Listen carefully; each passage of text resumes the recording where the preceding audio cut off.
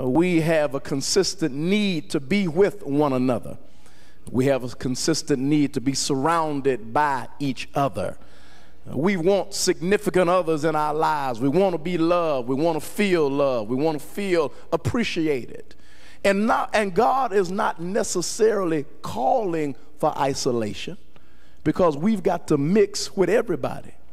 But he is calling for dedication. He is calling for commitment. He's calling for devotion. And from time to time, you have to isolate yourself from negative folks and isolate yourself from doubters and skeptics. And sometimes it's just good to be alone with God all by yourself. He knew this. His appreciation was knowing that he was doing the will of God. He prophesied to Judah during the reigns of Josiah, Jehoiakim, and Zedekiah. Jeremiah sees the political mess of their day. He sees the folly of the political system. And he warns the kings that God was not pleased with what they were doing. But nobody heeded his warning. They heard the preacher, they saw what the prophet had to say, but they kept on doing what they wanted to do.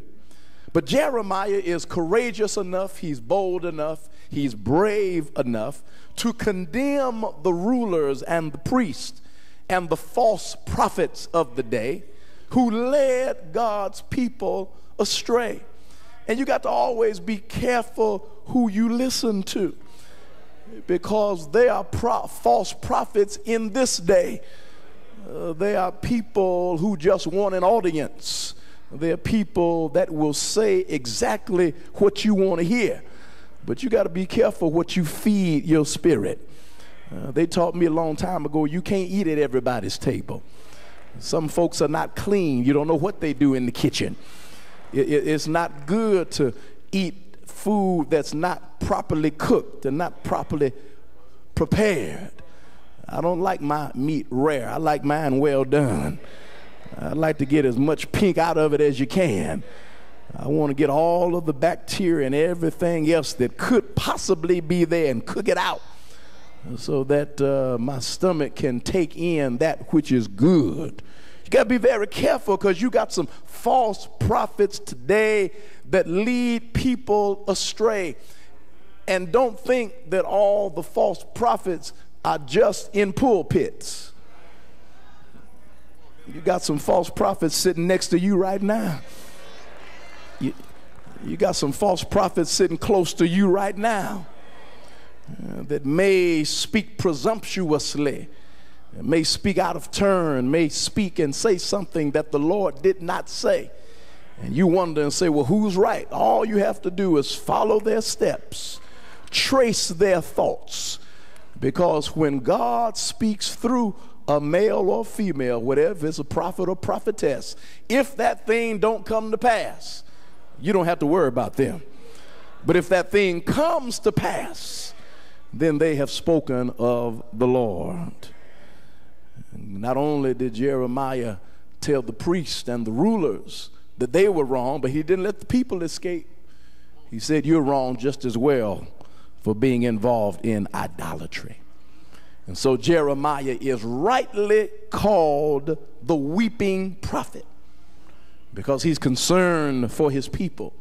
He sees them getting off, and when he sees them getting off, it saddens him. It breaks his heart. And I know I got to be very careful here, and I can't stay there long, but Jeremiah saw the people getting off. And sometimes we got some folks that get off in church. Look at your neighbor and say, do you know anybody like that? Please don't answer though, but don't.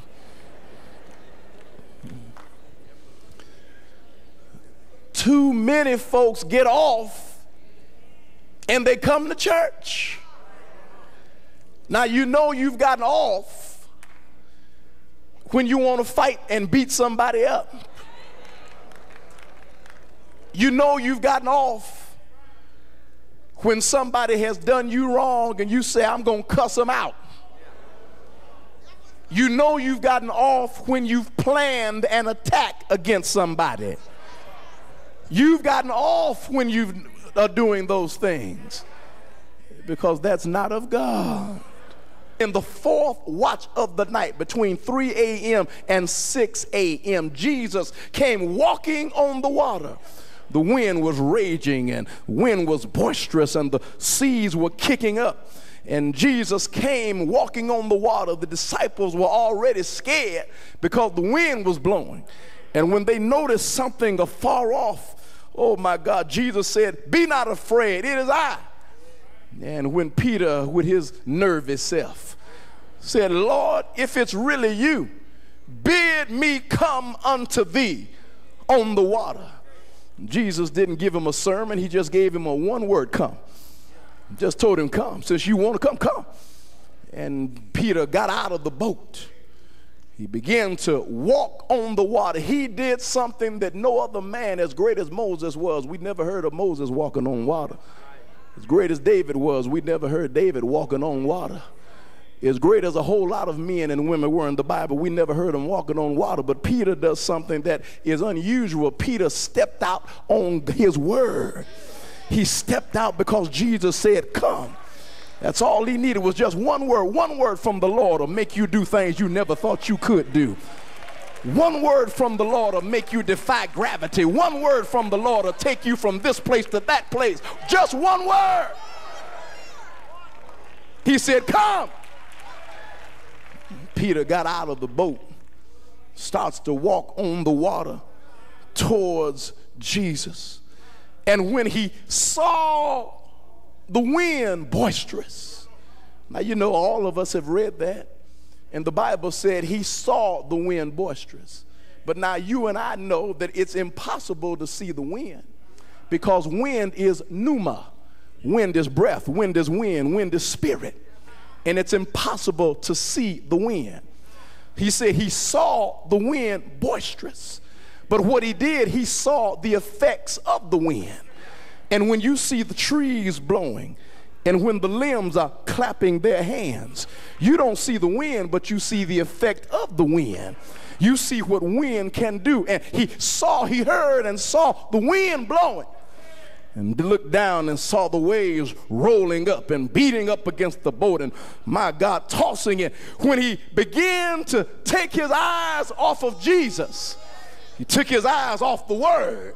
And when he started looking at the wind, when he heard the winds of criticism, when he heard the winds of doubt, when he heard the winds of unbelief, when he heard the winds of you can't make it, when he heard the winds of look like it's all over for you, he took his eyes off of Jesus. You got to stop listening to the winds of criticism and keep your eyes on Jesus.